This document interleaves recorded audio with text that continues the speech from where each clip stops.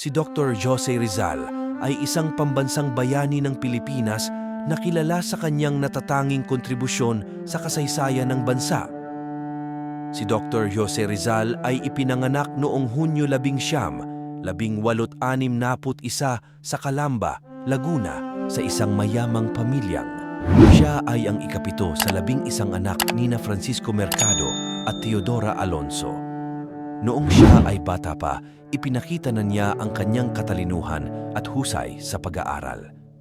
Nagtapos siya ng Bachelor of Arts sa Ateneo Municipal de Manila noong 1877 at Bachelor of Philosophy at Letters sa University of Santo Tomas noong 1878. Sumunod na nag-aral si Rizal sa Europa kung saan siya nagpatuloy ng kanyang mga pag-aaral sa medisina, sining at iba pang disiplina.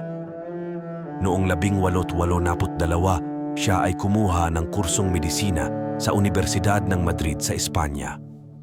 Habang nasa Europa, ipinamalas ni Rizal ang kanyang katalinuhan at pagkamalikhain sa mga akda at pananaliksik na nagtampok sa pagtatanggol ng mga karapatan at kalayaan ng mga Pilipino. Sa kanyang mga akda tulad ng Noli Me Tangere at El Filibusterismo, ipinakita ni Rizal ang kalagayan ng Pilipinas sa ilalim ng kolonyalismong Espanyol. Pinuna niya ang mga pang-aabusong ginawa ng mga praile at mga opisyal ng pamahalaan sa mga Pilipino.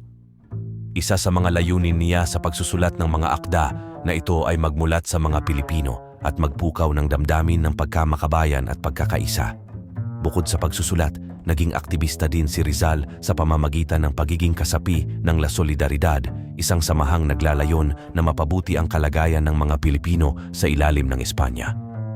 Sumang-ayon siya sa malayang pag-aaral, pagkakapantay-pantay at reforma sa pamahalaan. Kahit na si Rizal ay isang mapayapang revolusyonaryo, siya ay ginawang target ng mga praile at mga opisyal ng Espanya. Noong Disyembre 30, 1896, si Rizal ay ipinatapon sa Dapitan, Zamboanga del Norte, matapos na mahatulang guilty sa mga paratang ng rebelyon ng mga Espanyol. Sa Dapitan, nagpatuloy siya sa kanyang mga pag-aaral at siya ay nakipag-ugnayan sa mga lokal na mamamayan. Siya rin ay sumusulat at nagkukumpuni ng mga kagamitan medikal. Ngunit sa kabila ng kanyang pagkakabilanggo, hindi nawalan ng pag-asa si Rizal at patuloy na nanindigan para sa pagpapalaya ng Pilipinas.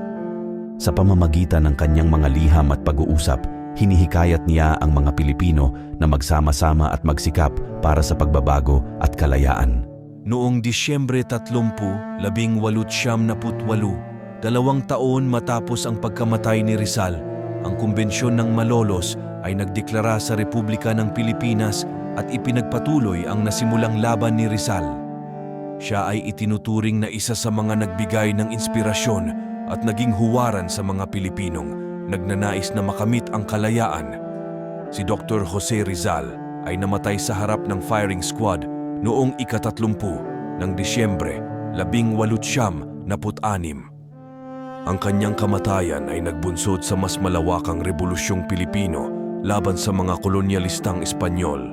Hanggang sa kasalukuyan, ipinagmamalaki ng mga Pilipino ang pamana ng kanyang pagsusulat, pagsusog sa damdamin ng pagkamakabayan at determinasyon na makamit ang kalayaan at pagbabago.